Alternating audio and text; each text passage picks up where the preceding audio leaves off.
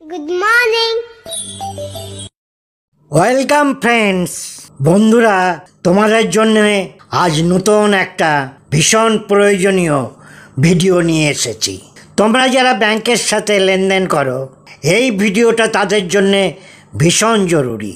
ব্যাংকের এবং non banking financial company, যাদের এনবিএফসি বলা হয়, তাদের অশুভ ব্যবসা মডেলের জন্যে প্রতি বছর ভারতে কয়েক হাজার মানুষ আত্মহত্যা করতে বাধ্য হন এবং লক্ষ লক্ষ মানুষ অবসাদে চলে যান।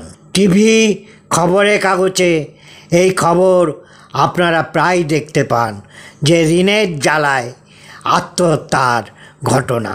এই যে নতুন অশুভ মডেল কথা যেটা বলছি, সেটা হচ্ছে ব্যাংকগুলো এখন আর কর্পোরেট ফাইন্যান্সের দিকে বেশি ঝুঁকছে না। তার কারণ গত কয়েক বছরে কর্পোরেট ফাইন্যান্স দিয়ে Vijay Mallya, Kingfisher Airways, Nirav Modi, Mehul Choksi, Gitanjali, Videocon, ABG Shipyard, REI agro, Era Infra, Bhushan Power and Steel এবং এরকম আরও অনেক, সেই লোন সমস্ত অনাদেয় হয়ে গেছে। দিনে দিনে অনুৎপাদক সম্পদের পরিমাণ বাড়ছে, ব্যাংকের আয় কমছে। অতএব নতুন পথের খোঁজ করো।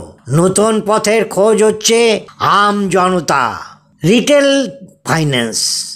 এখন ব্যাংক এবং এনএফসিগুলো সাধারণ মানুষকে টার্গেট করেছে। এদের লোন দিতে হবে, তার কারণ এরা লোন নিয়ে পালিয়ে যাবার রাস্তা পাবে না, বিদেশে পালাতে পারবে না। অতএব housing loan, car loan, consumer loan, personal loan, credit card, যত পারো এদের লোন দাও, সেখান থেকে আয় করো। আর এই অতিরিক্ত লোনের বোঝা নিতে নিতে মানুষ ঋণের চক্রব্যূহে আটকা পড়ে যাচ্ছে, ডেট ট্র্যাপে আটকা পড়ে যাচ্ছে। এইটা জানতে হলে এই ভিডিওটা আপনাকে পুরোটা দেখতে হবে, না হলে আপনারও সমূহ বিপদ আসতে পারে। আমি আপনাদের সুজয় বলছি। আমার ইউটিউব চ্যানেলের নাম সুজয় দে। আপনাদের ভালো লাগলে এখনই লাইক করুন, বন্ধুদের শেয়ার করুন এবং এই ভিডিওটা দেখে আপনার কি অনুভূতি হলো, কি উপলব্ধি হলো, সেটা কমেন্টে জানান। আর যারা এখনও সাবস্ক্রাইব করেননি, তারা এখনই আমার চ্যানেলটি সাবস্ক্রাইব করুন, লাল সাবস্ক্রিপশান বাটনটা হিট করুন এবং অল নোটিফিকেশান বেলটা বাজিয়ে দিন, যাতে এই জাতীয় পার্সোনাল ফাইন্যান্সের উপর, আপনার আর্থিক ব্যবস্থাপনার উপর যে কোনো ভিডিও করলেই আপনার কাছে সঙ্গে সঙ্গে ইন্টিমেশন পৌঁছে যায়। এবার মূল আলোচনায় ফিরে আসা যাক। 1 নম্বর, একদিন দুপুরবেলায় খাওয়া দাওয়া সেরে এসি চালিয়ে একটু ভাত ঘুম দেব ভাবছিলাম, এমন সময় মোবাইলটা বেজে উঠল। অপর প্রান্তে এক সুকণ্ঠী তরুণীর কণ্ঠস্বর। সে বলল, স্যার, আপনার জন্যে একটা ক্রেডিট কার্ড 1,20,000 টাকা লিমিট রেডি করা আছে, ডিসপাস করা হবে, শুধু আপনি অ্যাপ্রুভ করে দিন, তাহলেই আমরা ডিসপাস করে দেব। আমি বললাম, আমি রিটায়ার্ড মানুষ, আমার এখন ক্রেডিট কার্ডের দরকার নেই। কিন্তু তরুণ যারা, তারা এই প্রলোভন আটকাবে কেমন করে? তার কারণ এখন একটা শব্দ বেরিয়েছে, BNPL, buy now pay later. Credit card ঢুকাও, কোথায় ঢুকাবে? সোয়াইপ মেশিনে, আর টাকা পেমেন্ট করে দাও। পকেটে 1 পয়সা নেই, মাসে 30,000 টাকা মাইনে। সোয়াইপ মেশিনে ঢোকাও, 1 লাখ টাকার আইফোন কিনে নাও। সোয়াইপ মেশিনে ঢোকাও, 5,000 টাকার স্পোর্টস শ্যু কিনে নাও। এরকম মজা কোথায় পাবে ভাই? তাই ঝাঁকে ঝাঁকে কই মাছ ফাঁদে পড়ছে, সবাই ঝাঁপিয়ে পড়ছে। এরকম ফোন তোমরাও পাচ্ছ, তোমরা একটু ভেবে চিনতে দেখো। দ্বিতীয় ফাঁদ, সেদিন অবসর সময় বসে মোবাইলের মেসেজের লিস্টটা দেখছিলাম, মানে SMS-গুলো। সেখানে দেখছি বিভিন্ন আর্থিক প্রতিষ্ঠান, কোনোটা ব্যাংক, কোনোটা এনবিএফসি সবাই বলছে তোমাকে পার্সোনাল লোন, কেউ বলছে 1 লাখ টাকা, কেউ বলছে 2 লাখ টাকা তোমার নামে স্যাংশন করা হয়ে গেছে, তুমি শুধু কনফার্মেশনটা পাঠাও, তাহলেই তুমি টাকাটা ড্র করতে পারবে। আমি ভাবছি এরা সব কোথার থেকে আমাকে পার্সোনাল লোন অ্যাপ্রুভ করছে, আমি তো কারোর কাছে অ্যাপ্লাই করিনি। অদ্ভুত মজা। এই হচ্ছে ফাঁদ। এই ফাঁদ তরুণ তরুণী মধ্যবয়সী সকলের আরও টাকার দরকার, আরও টাকার দরকার। জীবনযাত্রার মান বাড়াতে হবে, শো অফ করতে হবে, বন্ধুদের দেখাতে হবে আমার দামি গাড়ি, দামি পোশাক। অতএব নাও পার্সোনাল লোন। আরে ইন্টারেস্ট তো দিতেই হবে, ও পরে ভাবা যাবে। তাদের যদি বলি ভাই এখন কেন এসব করতে যাচ্ছ, বলে আজকে বেঁচে আছি, আজকেরটাই ভাবি, কালকেরটা ভেবে কি হবে, কাল বাঁচবো কি না ঠিক আছে, এই চিন্তাতেই সব জালে ধরা পড়ছে। 3 নম্বর, মনে করুন আপনি ব্যাংকে গেছেন, কোনো ব্যাংকে একটা এফডি করবেন বলে 1 লাখ টাকা নিয়ে গেছেন। ব্যাংকে যাওয়া মাত্রই সুন্দর সুন্দর তরুণী মেয়ে, সুদর্শন ছেলেরা আপনাকে ঘিরে ধরবে, বলবে স্যার কি এফডি করছেন, 7% ইন্টারেস্ট পাবেন, তার থেকে এই পলিসিতে টাকা খাটান, আপনার ডাবল বেনিফিট পাবেন, ট্রিপল বেনিফিট পাবেন, হোল লাইফ বেনিফিট পাবেন। এরকম অদ্ভুত অদ্ভুত স্বপ্ন আপনাকে দেখাবে। তা আপনি তো আর বেশি কিছু দেখবেন না, সময়ও নেই। বলবে স্যার এই ফর্মটা এখানে সই করে দিন, সব আমরা ঠিক করে দিচ্ছি, আর আপনি টাকাটা আপনার সেভিংস অ্যাকাউন্টে জমা করে দিন, আর এখানে একটা সই করে দিন, গোটা কয়েক সই করে দিন, ওখান থেকে টাকাটা এখানে চলে আসবে। আপনি থতমত খেয়ে কিছু না বুঝে সই টই করে দিলেন, দিয়ে বুঝলেন এটা একটা আপনাকে লাইফ ইন্স্যুরেন্স বিক্রি করেছে, কি ইউএলআইপি বিক্রি করেছে, যার রিটার্ন বছরে 4%, 5%। কিছু করার নেই তখন আর, আপনার বোকা বনে গেছেন আপনি। এরকম ফাঁদ সব ব্যাংকে, বিশেষত বেসরকারি ব্যাংকে এরকম ফাঁদ পাতা আছে। তারপরে হয়তো ব্যাংকে গেলেন, আপনাকে বলল স্যার একটা হেলথ ইন্স্যুরেন্স স্কিম আমাদের আছে, আপনি বাজারে যে হেলথ ইন্স্যুরেন্স পান তার থেকে অনেক চিপ হবে। হ্যাঁ, সেটা হচ্ছে গ্রুপ হেলথ ইন্স্যুরেন্স, সেটা একটু সস্তাই হয়। পেমেন্ট পাওয়ার সময় আপনার অসুখ বিসুখ হলে তখন কোনো বেনিফিট আপনার পেতে পায়ের জুতো ক্ষয়ে যাবে। তারপরে ব্যাংকের ওইসব মেয়েরা, ছেলেরা, এরা সব আউটসোর্সিং বিভিন্ন কোম্পানির এজেন্ট হিসেবে ব্যাংকে কাজ করে। তারা আপনাকে মিউচুয়াল ফান্ড বিক্রি করার কথা বলবে। তারপরে আপনি হয়তো লকার নিতে গেছেন, আপনাকে ব্যাংক বলবে 2 লাখ টাকা, 3 লাখ টাকা, 5 লাখ টাকার ফিক্সড ডিপোজিট করতে হবে। কিন্তু আরবিআই পরিষ্কার নির্দেশ আছে যে ব্যাংক ম্যাক্সিমাম ফিক্সড ডিপোজিট ছাড়াই করতে পারে। যদি ফিক্সড ডিপোজিট নিতেই হয় তাহলে ম্যাক্সিমাম 3 বছরের যে অ্যানুয়াল লকার রেন্ট সেটা এবং লকার ব্রেকিং চার্জ, এই যদি আপনার লকার রেন্ট 4,000 টাকা হয় তাহলে 3 4 12,000 টাকা, আর লকার ব্রেকিং এক্সপেন্সেস যদি কস্ট যদি 5,000 টাকা হয় তাহলে 12 আর 5 17, ম্যাক্সিমাম 20,000 টাকা ফিক্সড ডিপোজিট চাইতে পারে। তার কারণ ব্যাংক জানে আপনি এসব রিজার্ভ ব্যাংকের নিয়ম টিয়ম জানেন না, আপনি কিছুই জানেন না। অতএব আপনাকে বলে দেবে হ্যাঁ লকার দিতে পারি, 2 লাখ টাকার একটা ফিক্সড ডিপোজিট করুন কি 3 লাখ টাকার একটা ফিক্সড ডিপোজিট করুন।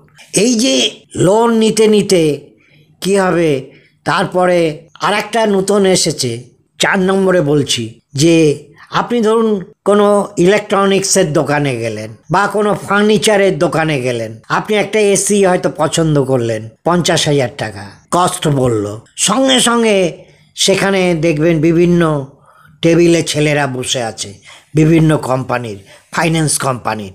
তারা বলবে স্যার 0 ইন্টারেস্টে আপনাকে আমরা ফাইন্যান্স করব, আপনি কেন শুধু শুধু এতগুলো ক্যাশ টাকা দেবেন, আপনি 10 মাসে কিস্তিতে ইএমআইতে এটা দিয়ে দেবেন, আপনি এখনও শুধু 10,000 দিন, বাকি 40,000 আপনি ইএমআইতে দেবেন, কোনো ইন্টারেস্ট লাগবে না। আপনি ভাবলেন আরে সাবাস, জিরো ইন্টারেস্ট? আরে আমার বন্ধু বান্ধবের কাছ থেকে নিলেও তো কেউ বিনা ইন্টারেস্টে টাকা দেয় না, ব্যাংকও দেয় না। এরা আমাকে জিরো ইন্টারেস্টে দেবে, কোনো ইন্টারেস্ট নেবে না। আসল খেলাটা আপনি জানেন না। ওরা ঠিকই আপনার কিস্তির উপর কোনো ইন্টারেস্ট চার্জ করবে না, এটা একেবারে সত্যি কথা, কিন্তু ওরা একটা প্রসেসিং চার্জ নেবে, সেটা কিন্তু ওয়েভ করবে না, ছাড়বে না। প্রথমত প্রসেসিং চার্জ থেকেই ওদের ইন্টারেস্টের অনেকটা টাকা এসে যাবে। সেকেন্ডলি, মানুষের অসুবিধে, অসুখ বিসুখ, অর্থনৈতিক সমস্যা আসতেই পারে। 100 জনের ভিতর 60 জনের ক্ষেত্রে অন্তত একটা না একটা ইনস্টলমেন্ট ডিফল্ট হবে। আর যখন এই ডিফল্ট হবে তখন যে চার্জ কাটবে সেটা আপনার কল্পনার অতীত। বা ওরা তখন আপনাকে প্রস্তাব দেবে, ঠিক আছে স্যার, কোনো ব্যাপার না, আপনি একটা ইনস্টলমেন্ট দিতে পারেননি, কিচ্ছু ব্যাপার না, বাকি যে টাকাটা আছে সেটাকে আমরা আপনাকে 1 বছরের জন্যে ওটাকে রিপে করবেন, সেভাবে ইএমআই করে দিচ্ছি। তাহলে আপনার আরও ইএমআই কমে গেল। যদি 5,000 টাকা ইএমআই ছিল তো সেটা এখন হয়ে যাবে 2,000 টাকা। আপনি তো মহা আনন্দ, কিন্তু তার উপর হয়তো 12%, 14%, 15% ইন্টারেস্ট কাটবে। আপনি তো তখন আর ওই সব ভাবার চিন্তা নেই। আর দোকানদার যিনি মাল বিক্রি করছেন, আপনি এই আনন্দে আর জিনিসের দামের উপর বার্গেনিং করার চিন্তাটাই ভুলে গেছেন, যে বিনি পয়সায় মাল পেয়ে যাচ্ছি, জিরো ইন্টারেস্টে টাকা পেয়ে যাচ্ছি, আমার কোনো টাকাই প্রায় লাগছে না এত বড় একটা এসি কেনার জন্যে। অতএব যেটা 50,000 বার্গেন করে হয়তো 45,000 হতো, সেটা আপনি 50,000-এই কিনবেন। আর ক্রেডিট কার্ড সম্বন্ধে নতুন আর কি বলবো, ক্রেডিট কার্ড হাতে পাওয়া আর আলাদিনের প্রদীপ হাতে পাওয়া এ প্রজন্মের ছেলে মেয়েদের কাছে একই। এমন ছেলে মেয়ে খুঁজে পাওয়া যাবে না যার হাতে ক্রেডিট কার্ড নেই। আর ক্রেডিট কার্ডে যে সিস্টেম বলছে, আপনি এখন বাই করুন, পরে পেমেন্ট করবেন, মাসের শেষে বিলিং হবে, তারপরে 5 দিন কি 10 দিন আপনাকে রিপেমেন্ট হলিডে দেওয়া হবে, তার ভিতর আপনাকে পেমেন্ট করতে হবে। না হলে তখন যে ইন্টারেস্টটা চার্জ হয়, ওরা মুখে বলবে কত স্যার, খুব বেশি ইন্টারেস্ট চার্জ হবে না, ওই 2.5% থেকে 4.5%। এটা কিন্তু পুরো গল্প না গুরু, এটা আধা গল্প। 2.5% থেকে 4% ইন্টারেস্ট কি 4.5% ইন্টারেস্ট, এটা হচ্ছে মান্থলি হিসেব। তার মানে ইয়ারলি কি রেট হবে? 4% হলেই 48%, 3% হলে 3×36% রেট অফ ইন্টারেস্টে আপনাকে ওই টাকাটা পরিশোধ করতে হবে। আর এক কি, এই যে আপনি ডিফল্ট হয়ে গেলেন, আপনার সিভিল রেকর্ড, আজকাল ব্যাংকের লোন নিতে গেলে সিভিল রেকর্ড বলে একটা জিনিস আছে, সেখানে অন্তত 700 পয়েন্ট যদি আপনার না থাকে, ব্যাংক আপনাকে সাধারণত লোন দেবে না। আর আপনি যত ডিফল্ট করবেন, আপনার সিভিল রেটিং তত কমতে থাকবে। অতএব ক্রেডিট কার্ড থাকা মানে আপনি ঋণের জালে জড়িয়ে পড়বেন, তারপরে অবসাদ, তারপরে বিভিন্ন লোকের জানাজানি, অপমান, ব্যাংকের লোকরা এসে বাড়ি ঝামেলা করবে, গুন্ডা মাস্তান পাঠাবে, আপনি বাধ্য হবেন আত্মহত্যার পথ বেছে নিতে। অতএব এই যে ব্যাংকের যে এবং আর্থিক প্রতিষ্ঠানগুলোর যে অশুভ চক্র চলছে, এগুলো থেকে সাবধান থাকুন বন্ধুরা। সবশেষে একজন এক্স ব্যাংকার হিসেবে একটা ভীষণ জরুরি পরামর্শ দিচ্ছি, যে ব্যাংকে কোনো লোন নেবার সময় কখনোই আপনার বসত বাড়ি মর্টগেজ করবেন না।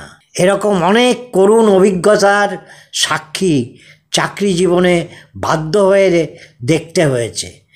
এখন যে আইন ব্যাংকে আছে, সারফেসি অ্যাক্ট, যেখানে ব্যাংকে কোনো সম্পত্তি বিক্রি করতে হলে মামলা করতে হয় না, কোর্টের পারমিশন নিতে হয় না, ব্যাংক সরাসরি মর্টগেজ প্রপার্টি নিজে দখল নিয়ে অকশানে তুলে দিতে পারে। এই কথাটা বারবার বলে যাচ্ছি, কেউ অন্তত বসত বাটি তা কখনো মর্টগেজ দেবেন না। 2, অল্প পরিচিত কারুর জন্যে ব্যাংকে গ্যারান্টার হিসেবে দাঁড়াবেন না। আপনি অনেকে এসে বলবে, কাকু, জেঠু, আমি একটা লোন নিচ্ছি, একজন গ্যারান্টার লাগবে, তুমি একটা সই করে দাও না। এটা শুধু শোয়ের ব্যাপার না, এটা একটা কন্ট্রাক্ট যে বড়োয়ার যদি দিতে না পারে তাহলে এই লোনের দায় আমার। এবং আইনের চোখে বড়োয়ার এবং গ্যারান্টার ইকুয়াল, সেম ক্যাপাসিটিতে দাঁড়িয়েছে। ব্যাংক চাইলে বড়োয়ার এগেনস্টে অ্যাকশান না নিয়ে যদি মনে হয় গ্যারান্টারের এগেনস্টে অ্যাকশান নিলে টাকাটা তাড়াতাড়ি উদ্ধার করা যাবে, তাহলে সরাসরি গ্যারান্টারের বিরুদ্ধে মামলা করতে পারবে। অতএব কারুর কথায় ওই একটা সই করে দিন বলে কোনো ব্যাংকের স্ট্যাম্প পেপারের উপর লেটার অফ গ্যারান্টিতে অনুগ্রহ করে সই করবেন না। এই আলোচনায় আমি কিন্তু বলছি না যে কখনোই কেউ লোন নেবেন না, তবে লোন কখন নেবেন, নিশ্চয়ই লোন জীবনে কখনো কখনো প্রয়োজন হতে পারে। লোন দুরকম হতে পারে, এক নিডসের জন্যে, জরুরত ভীষণ প্রয়োজন, ছেলে মেয়ের শিক্ষার জন্যে, মাথা গোজার একটা বাড়ির জন্যে লোন নেওয়া যেতে পারে, তাকে আমরা বলি গুড লোন। আর শখের জন্য আজকাল অনেকে ইন্টারন্যাশনাল ট্যুরে যাচ্ছেন ইএমআইতে, বিয়েতে লাখ লাখ টাকার ব্রাইডাল লেহেঙ্গা, শাড়ি, অর্নামেন্টস ডিজাইনারকে দিয়ে তৈরি হচ্ছে, তার জন্য ব্যাংক লোন দিচ্ছে। আপনার মাইনে 30,000, 1 লাখ টাকা দিয়ে আইফোন কিনছেন, এগুলো হচ্ছে শখের জন্যে, মনোরঞ্জনের জন্যে, এগুলো জরুরি নয়, এগুলোকে বাদ দিতে হবে। আপনার একটা কমিউটেশনের জন্যে গাড়ি দরকার, 3 লাখ, 5 লাখ, 6 লাখ টাকায় একটা 4 হুইলার পাওয়া যেতে পারে, তাই বলে 30 লাখ, 50 লাখ, 60 লাখ টাকা দিয়ে একটা 4 হুইলার নিয়ে শো অফ করবেন, লোককে দেখাবেন, দেখো আমি ভাই গরিব না, আমি ধনী। এইভাবে লোন নিলে একদিন না একদিন আপনাকে ডুবতেই হবে, মরতেও হবে। অতএব সাবধান, কোন লোন নেবেন আর কোন লোন নেবেন না সেটা আগে ঠিক করুন। প্রাচীন ভারতের পণ্ডিত চাণক্য, যাকে আমরা কৌটিল্য বলে চিনি, তিনি বলেছেন 3টে জিনিস থেকে দূরে থাকবে বা তার থেকে বেরিয়ে আসবে। 1 কর্জ, 2 শত্রু, 3 রোগ। এগুলো থেকে যত তাড়াতাড়ি মুক্তি পাওয়া যায় ততই মঙ্গল। এই মোটামুটি আজকের কথা। আবার আসবো নতুন একটা ভিডিও নিয়ে। আশা করি এই ভিডিওগুলো আপনাদের দৈনন্দিন জীবনের কাজে লাগবে এবং আপনারা কমেন্টস করলে আমি সেটা বুঝতে পারবো। আপনারা সবাই ভালো থাকুন, সুস্থ থাকুন। Thank you.